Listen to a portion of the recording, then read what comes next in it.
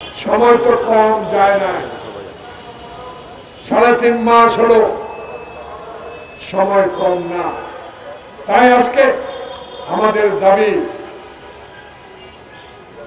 বিগত দিনের আন্দোলনরত সকল দলের দাবি, বাংলাদেশে নির্বাচনের রোড ম্যাপ দিতে হবে। আপনার সরকারের দুর্বলতা হওয়া উচিত নয়। আপনি তো কোনো দলের সরকার নয়, আপনি হলেন গরিবের সরকার, আপনি হলেন গণতন্ত্র পুনরুদ্ধারের সরকার, আপনি খোকনের রক্তের বিনিময়ে অর্জিত সরকার। আপনি কোন পক্ষের সরকার হোক, জনগণ সেটা চায় না। সিন্ডিকেটে যারা কোটি টাকা লুট করেছে তাদেরকে গ্রেপ্তারের আওতায় আনা হয় নাই। এখনো মানুষ বলতে শুনি যে মেহেদি, রুমি, হারুনেরা বাংলাদেশের জাতীয়তাবাদী শক্তিকে তছনছ করে দেওয়ার জন্য তার বিএনপির অফিসকে তছনছ করে দিয়ে নিজেরা বোমা বহন করে আমাদেরকে মামলা দায়ের করে জেলে পাঠিয়েছে। তাদেরকে অনেককে কেন আইনের আওতায় আনা হয় নাই? এই বিচারগুলো, এই কথাগুলো মানুষ বলা শুরু করেছে।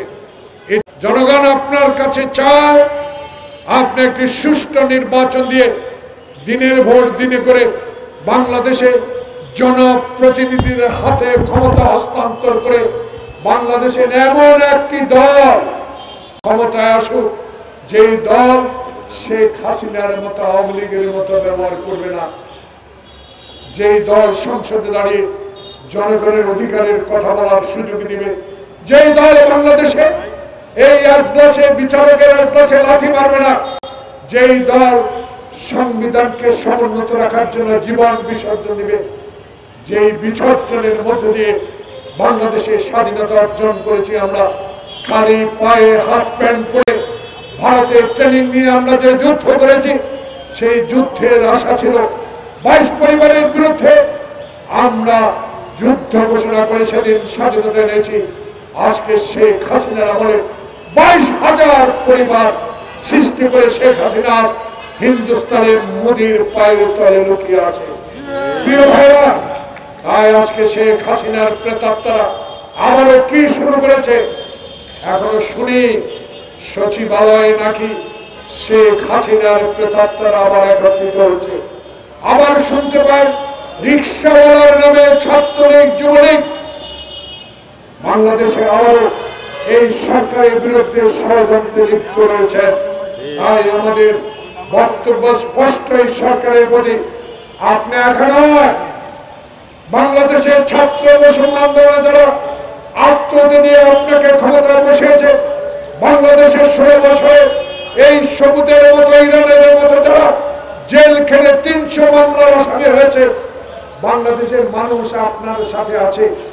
ওই প্রেতাত্মারা সংখ্যায় খুবই কম, টাকার সংখ্যা তাদের বেশি, কিন্তু মানুষের সমর্থন তাদের নাই। আজকে আপনার ভয়ের কোনো কারণ নাই। কাকে আপনি ভয় করবেন? আপনি ডক্টর ইউনূস আল্লাহকে ছাড়া ভয় করার কথা নয়। কারণ আপনার মতো ডক্টর ইউনূসকে 14 তলা পর্যন্ত পায়ে হেঁটে বিচারকের আদালতে যেতে হয়েছে, সেই কথাটুকু আপনাকে স্মরণ রাখতে হবে। তাই যারা আমার সংবিধান তছনছ করেছে, যারা আমার বাকশাল তৈরি করে বাংলাদেশে এক দলের শাসন করেছে, যারা সিরাজ শিকদারকে গ্রেপ্তার করে বলেছে কোথায় সিরাজ শিকদার, যারা অহংকার করে কথা বলেছে গোলাম মোস্তফা বাংলাদেশে 6 কোটি কম্বল আসলো, আমার কম্বল কোথায়? সেদিন বাংলাদেশের যেই করুণ অবস্থা শেখ মুজিব সৃষ্টি করেছিল, তার ইতিহাস আজকের এই তরুণ প্রজন্মকে জানতে হবে। কারণ এই তরুণ প্রজন্মই নেতৃত্ব দিবে বাংলাদেশে গণতান্ত্রিক শক্তিকে। তাই আজকে আমরা এই সরকারকে অনুরোধ করব, আর বিলম্ব নয়, হারুন বিপ্লব এবং শেখ হাসিনার প্রেতাত্মাদেরকে যারা খুন করেছে, যারা লুট করেছে, যারা আমার সম্পদকে লুট করে কানাডায় বাড়ি করেছে, এখনো 3.5 মাস অতিবাহিত হলো, এখনো কেন আইনের আওতায় আনা হলো না? সময় তো কম যায় না, 3.5 মাস হলো, সময় কম না।